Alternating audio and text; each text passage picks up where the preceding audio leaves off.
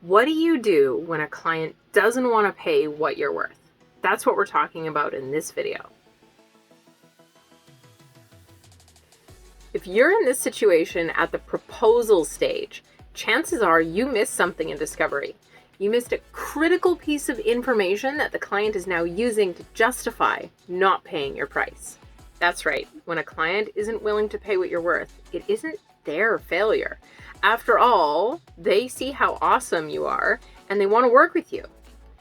It's your failure to see what the client wants, needs, and is capable of doing during the discovery phase of the project that causes these challenges. See, discovery isn't just for you to uncover the scope of work the client is looking for.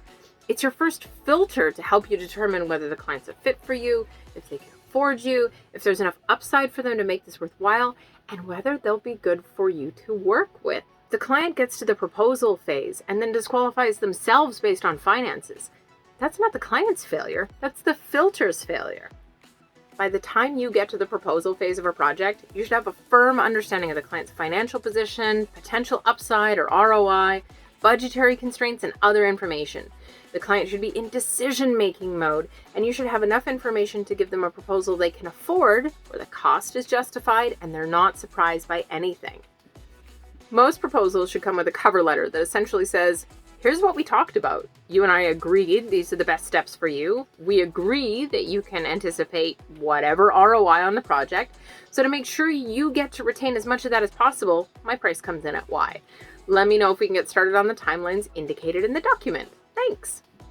In many cases, proposals that are rejected based on price were sent prematurely, or they were just sent to the wrong client altogether. Here are all the reasons a client may not want to pay the price that you're worth and what to do in each situation to prevent it from happening. Reason number 1, they literally don't have enough money. In this scenario, the best thing to offer the client is to break the project into smaller payments, monthly, for example, to make it easier for them to afford. If they still say no, offer to remove some of the deliverables to fit the project into the client budget. To prevent this from happening, ask my favorite question: are there any financial constraints I should be aware of before submitting a proposal? I'll say that again. Are there any financial constraints I should be aware of before submitting a proposal?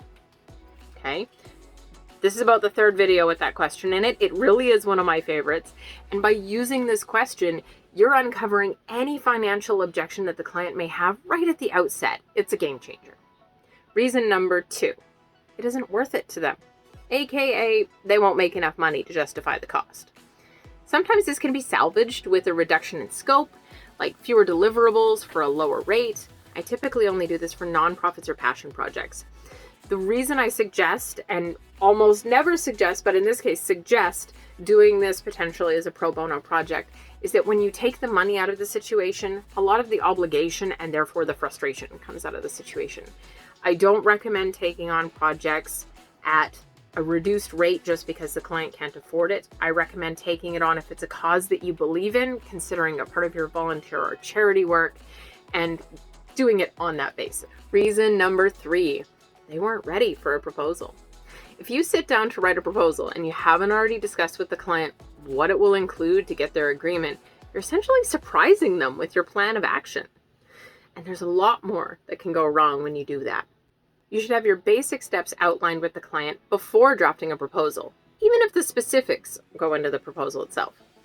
Ideally, you've talked through a proposed course of action, anticipated ROI, and other associated costs before ever getting to the proposal phase.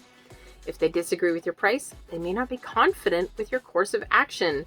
The best thing to do here, if you anticipate this being a problem, is to go through the proposal live with the client on a call. I almost never send proposals and wait for a response. That way you can answer questions as you go through the proposal one step at a time. If you have prematurely sent a proposal and the client disagrees with the price, the only thing you can do is get them into a meeting and have a heart-to-heart. Get them to talk to you about why they feel the price is too high, open up about their fears, which parts of the projects have them worried the most, and answer their questions.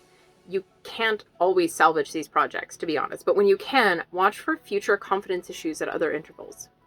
Reason number 4, it's too much, too fast. You've got a brand new client and you propose a year-long $100,000 proposal to them. you're going to have a high barrier of trust to overcome. I prefer to do proposals like this in 2 phases. Start with the initial discovery, uncovering the client's general challenges, hopes, dreams, goals, wishes, and immediate on-fire problems. Create a short 3 to 4 week proposal that will fix one of their on-fire problems and give them a quick ROI, while doing much deeper discovery to build a real solid plan to help them overcome their challenges and achieve their ultimate goals. And ideally, the longer plan would also put out the rest of their fires. The short-term proposal should come in at around 10% of what you expect the ultimate year-long plan will cost, because this does 2 things. 1, it compensates you for your discovery. It makes it possible to go deeper and build a far better plan for the client than you ever could for free, without risking a lot of commitment or finances for you or the client. And it anchors your price for the long-term proposal as fair, since their monthly cost for your year-long services will be less than what they've already spent on you. And reason number 5, they don't value your work, freelancers, or other businesses in general. This is a lot less common than some people make it out to be, but truth be told, there are some shitty cheap clients out there. People who won't pay more than a penny a word or $5 an hour for assistant work. People who think sales or marketing professionals should work commission only. People who want to outsource to other countries because they want to underpay qualified professionals for valuable work just due to their location. Or, let's be honest, racist people who are doing it based on ethnicity. The only option with these clients is to walk away. If you were to manage to convince them of your value, they would come back and question it over and over and over again. They will likely micromanage because they're used to underpaying people, so they're used to underqualified, unprofessional support that requires constant hand-holding. To prevent this from happening, I always like to ask the client who else they're working with freelance, now or in the past. I tell them I'm asking because we often end up working together and I want to make sure we get along well. But this also tells me how the client treats other freelancers. If they respond, usually just people on Fiverr or Upwork, run, don't walk. And that's it. The 5 main reasons that clients don't want to pay what you're worth. It all comes down to qualifying your prospects and not taking on just anything because you can.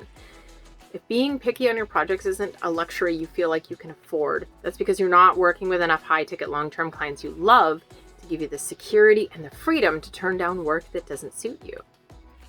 If you want to learn more about how to do that, hop over to my group in the link below and watch the free training and the guides. If you like this video, make sure you give it a like so that YouTube knows my content is awesome. If this helped you in any way, leave a comment below to tell me what you'll do differently, and make sure if you aren't already subscribed that you do and that you hit the bell so you get notified of all my new videos. I upload tips like this for people like us every Tuesday.